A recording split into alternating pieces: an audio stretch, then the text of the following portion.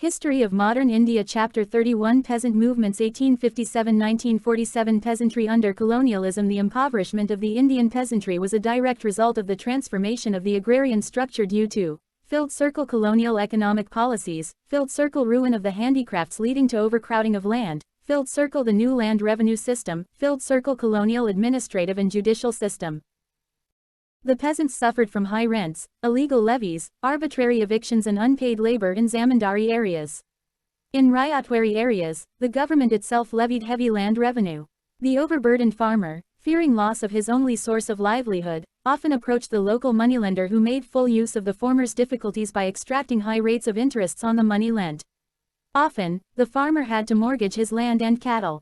Sometimes, the moneylender seized the mortgaged belongings. Gradually, over large areas, the actual cultivators were reduced to the status of tenants at will, sharecroppers and landless laborers.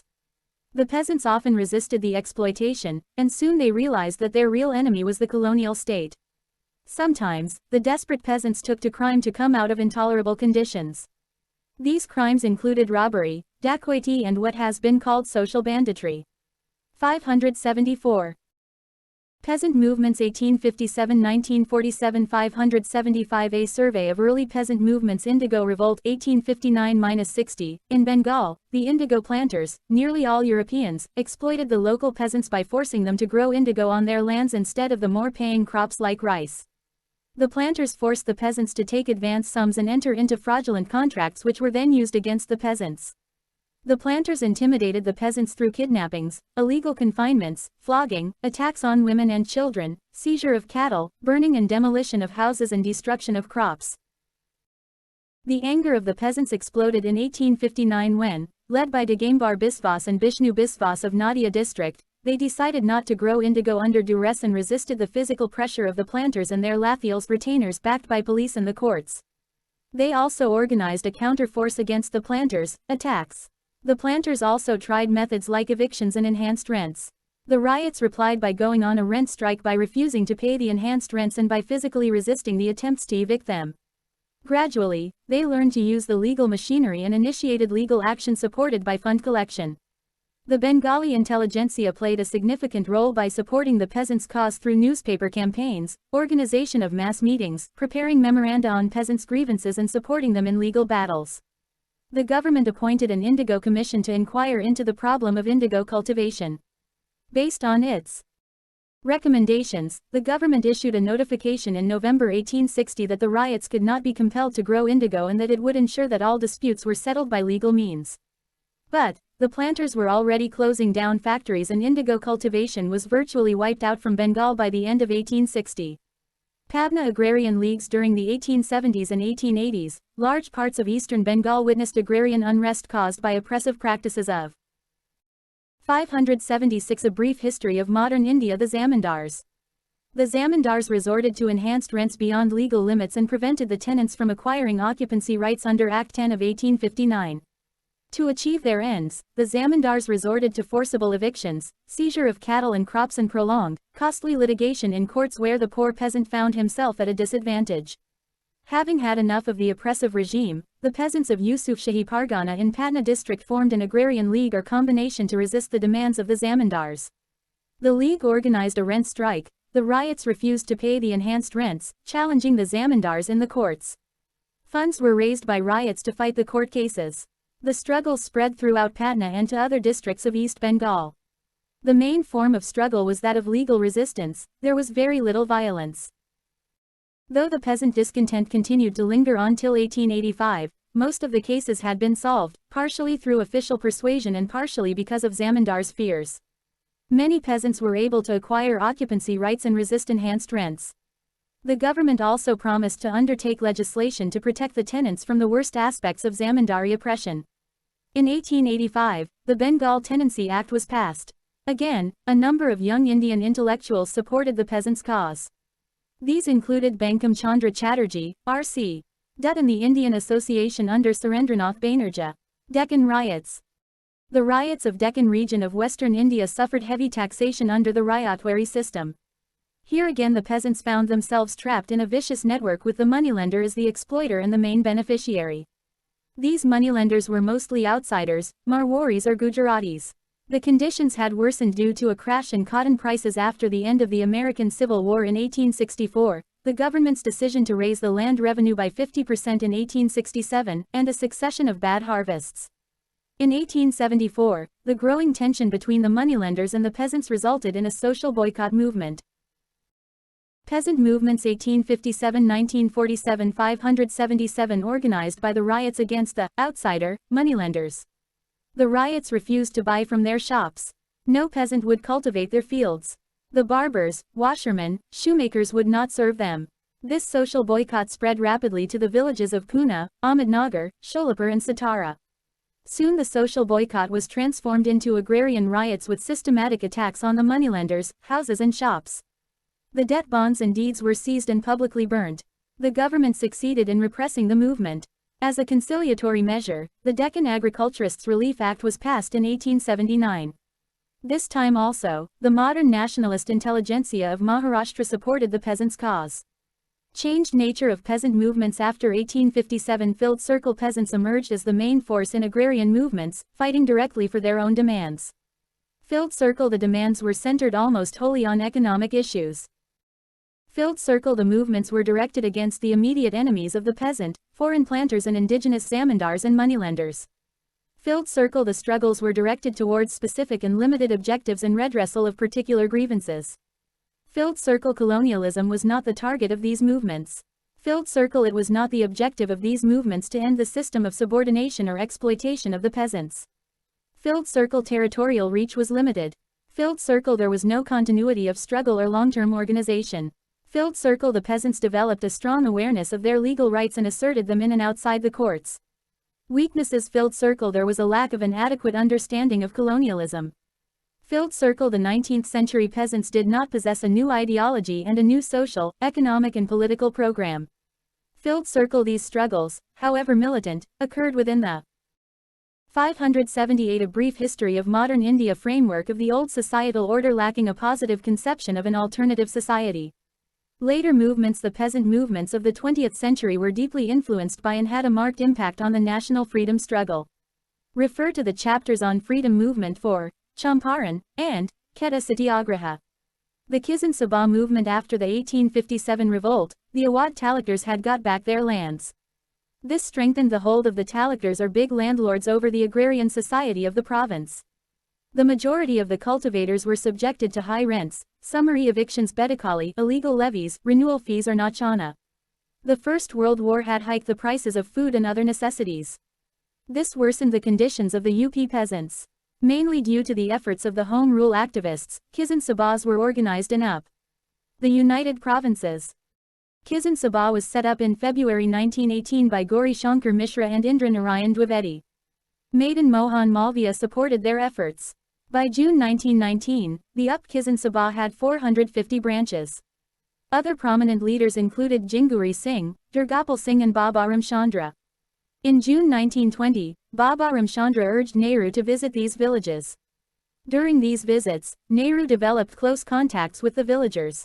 In October 1920, the Awadh Kisan Sabha came into existence because of differences in nationalist ranks. The Awadh Kisan Sabha asked the Kisans to refuse to till bedakali land, not to offer hari and bagar forms of unpaid labor, to boycott those who did not accept these conditions and to solve their disputes through panchayats. From the earlier forms of mass meetings and mobilization, the patterns of activity changed rapidly in January 1921 to the looting of bazaars, houses, granaries and clashes with the police. The centers of activity were primarily the districts of Rai Bareilly, Faizabad and Sultanpur. The movement declined soon, partly due to government repression and partly because of the passing of the Awadh Rent Amendment Act. Peasant Movements 1857–1947 579 Aka movement towards the end of 1921, peasant discontent resurfaced in some northern districts of the United Provinces, Hardoi, Bahraich, Sitapur. The issues involved were I. High rents, 50% higher than the recorded rates, E. Oppression of thikadars in charge of revenue collection, and E. Practice of share rents. The meetings of the Eka or the Unity movement involved a symbolic religious ritual in which the assembled peasants vowed that they would filled circle pay only the recorded rent but would pay it on time, filled circle not leave when evicted, filled circle refuse to do forced labor, filled circle give no help to criminals, filled circle abide by panchayat decisions. The grassroots leadership of the Eka movement came from Madari Posse and other low-caste leaders, and many small zamindars. By March 1922, severe repression by authorities brought the movement to an end. Mapilla revolt. The Mapillas were the Muslim tenants inhabiting the Malabar region where most of the landlords were Hindus. The Mapillas had expressed their resentment against the oppression of the landlords during the 19th century also. Their grievances centered around lack of security of tenure, high rents, renewal fees and other oppressive exactions. The Mapilla tenants were particularly encouraged by the demand of the local Congress body for a government legislation regulating tenant-landlord relations. Soon, the Mapilla movement merged with the ongoing Khilafat agitation. The leaders of the Khilafat non-cooperation movement like Gandhi, Shaukat Ali and Maulana Azad addressed Mapilla meetings. After the arrest of national leaders, the leadership passed into the hands of local Mapilla leaders. Things took a turn for the worse in August 1921 when the arrest of a respected priest leader, Ali Musaliar, sparked off large-scale riots. Initially, the symbols of British 580. A brief history of modern India. Authority, courts, police stations, treasuries and offices, and unpopular landlords, Janmis who were mostly Hindus, were the targets. But once the British declared martial law and repression began in earnest, the character of the rebellion underwent a definite change. Many Hindus were seen by the Mapillas to be helping the authorities. What began as an anti-government and anti-landlord affair acquired communal overtones.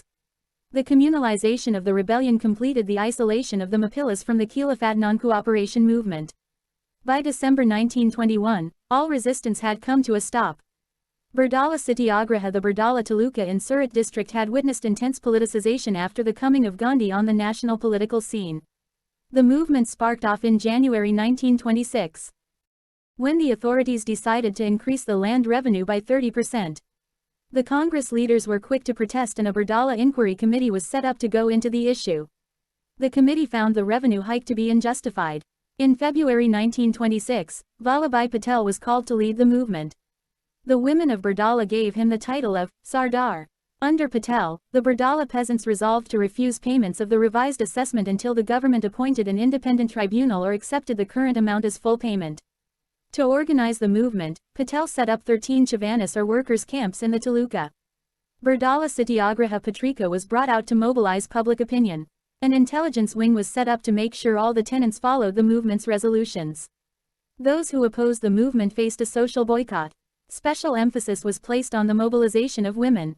K.M. Munshi and Lalji Naranji resigned from the Bombay Legislative Council in support of the movement.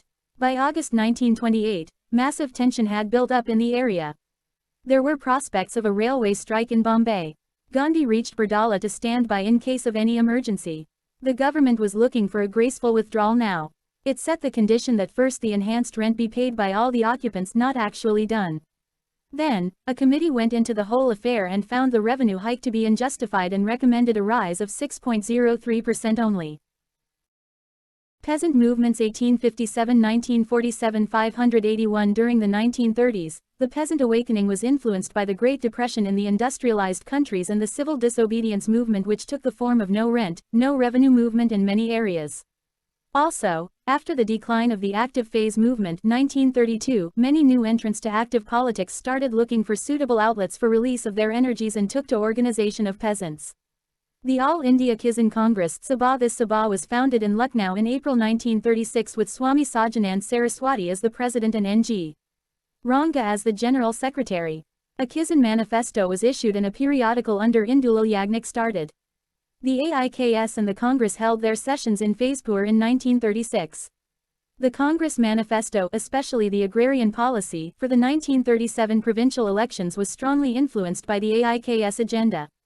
Under Congress ministries, the period 1937–39 was the high watermark of the peasant movements and activity under the Congress provincial rule. The chief form of mobilization was through holding Kisan conferences and meetings where demands were aired and resolutions were passed. Mobilization campaigns were carried out in the villages. Peasant activity in provinces Kerala. In the Malabar region, the peasants were mobilized mainly by the Congress Socialist Party activists. Many Karshik Sanghams, peasants' organizations came into existence. The most popular method was the marching of Jats or peasants' groups to the landlords to get their demands accepted. One significant campaign by the peasants was in 1938 for the amendment of the Malabar Tenancy Act, 1929. Andhra, this region had already witnessed a decline in the prestige of zamindars after their defeat by congressmen in elections. Anti-zamindar movements were going on in some places. 582 A brief history of modern India. Many provincial riot associations were active. N.G. Ranga had set up, in 1933, the India Peasants' Institute. After 1936, the Congress Socialists started organizing the peasants. At many places, the summer schools of economics and politics were held and addressed by leaders like P.C. Joshi, Ajoy Ghosh and R.D. Bhardwaj. Bihar. Here, Sajanand Saraswati was joined by Karyanand Sharma, Yadunandan Sharma, Rahul Sankratayan, Panchanan Sharma, Jamin Karjiti, etc. In 1935, the Provincial Kisan Conference adopted the anti-zamindari slogan. The Provincial Kisan Sabha developed a rift with the Congress over the Bakisht land issue because of an unfavorable government resolution which was not acceptable to the Sabha. The movement died out by August 1939. Punjab. The earlier peasant mobilization here had been organized by the Punjab Naujawan Bharat Sabha, the Kurdi Kisan Party, the Congress and the Akalis. A new direction to the movement was given by the Punjab Kisan Committee in 1937. The main targets of the movement were the landlords of Western Punjab who dominated the Unionist ministry. The immediate issues taken up were resettlement of land revenue in Amritsar and Lahore, an increase in water rates in canal colonies of Multan and Montgomery where feudal levies were being demanded by the private contractors. Here the peasants went on a strike and were finally able to win concessions. The peasant activity in Punjab was mainly concentrated in Jalandhar, Amritsar, Hoshiarpur, Lalpur and Shekhupura. The Muslim tenants at will of West Punjab and the Hindu peasants of southeastern Punjab, today's Haryana, remained largely unaffected. Peasant activity was also organized in Bengal, Burdwan and 24 Parganas, Assam, Surma Valley, Orissa, Central Provinces and NWFP. During the war, because of a pro-war line adopted by the communists, the AIKS was split on communist and non-communist lines, and many veteran leaders like Sajanand, Indulal Yagnik and N.G. Peasant movements 1857–1947. 583 Ranga left the Sabha. But the Kisan Sabha continued to work among the people. It did notable work during the famine of 1943. Post-war phase Tebhaga movement. In September 1946, the Bengal Provincial Kisan Sabha gave a call to implement, through mass struggle, the Flood Commission recommendations of Tebhaga, 2/3 share, to the bargarders, the sharecroppers also known as Bagchasi or Adyar, instead of the 1/2 share. The bargarders worked on lands rented from the jotadars. The communist cadres, including many urban student militias, went to the countryside to organize the bargarders. The central slogan was, Nij Khmer Don Tolo, i.e., sharecroppers taking the paddy to their own threshing floor and not to the jotadar's house, as before, so as to enforce Tebhaga. The storm center of the movement was North Bengal, principally among Rajbanshis, a low caste of tribal origin. Muslims also participated in large numbers. The movement dissipated soon, because of the League Ministry's stop of the Bargardari Bill, an intensified repression, the popularization of the Hindu Mahasabha's agitation for a separate Bengal and renewed riots in Calcutta which ended the prospects of sympathetic support from the urban sections. Telangana movement. This was the biggest peasant guerrilla war of modern Indian history, affecting 3,000 villages and 3 million population. The princely state of Hyderabad under Asajahi Nizams was marked by a combination of religious linguistic domination by a Mal Urdu-speaking Muslim elite ruling over predominantly Hindu Telugu, Marathi, Kannada-speaking groups, total lack of political and civil liberties, grossest forms of forced exploitation by Deshmukhs, Jagirdars, Doras landlords in forms of forced labor, pathi, and illegal exactions. During the war, the communist-led guerrillas had built a strong base in Telangana villages through Andhra Mahasabha and had been leading local struggles on issues such as 584 A brief history of modern India. Wartime exactions, abuse of rationing, excessive rent and vathi. The uprising began in July 1946 when a Deshmukh's thug murdered a village militant in Jengaon taluk of Nalgonda. Soon, the uprising spread to Warangal and Khammam. The peasants organized themselves into village sanghams, and attacked using lathis, stone slings and chili powder. They had to face brutal repression. The movement was at its greatest intensity between August 1947 and September 1948. The peasants brought about a rout of the Razakars, the Nizam's stormtroopers. Once the Indian security forces took over Hyderabad, the movement fizzled out. The Telangana movement had many positive achievements to its credit. Filled circle in the villages controlled by guerrillas, the theft and forced labor disappeared. Filled circle agricultural wages were raised. Filled circle illegally seized lands were restored. Filled circle steps were taken to fix ceilings and redistribute lands. Filled circle measures were taken to improve irrigation and fight cholera. Filled circle an improvement in the condition of women was witnessed. Filled circle the autocratic feudal regime of India's biggest princely state was shaken up, clearing the way for the formation of Andhra Pradesh on linguistic lines and realizing another aim of the national movement in this region. Balance sheet of peasant movements. These movements created an atmosphere for post-independence agrarian reforms, for instance, abolition of zamindari. They eroded the power of the landed class, thus adding to the transformation of the agrarian structure. These movements were based on the ideology of nationalism. The nature of these movements was similar in diverse areas. The movement of the working class 585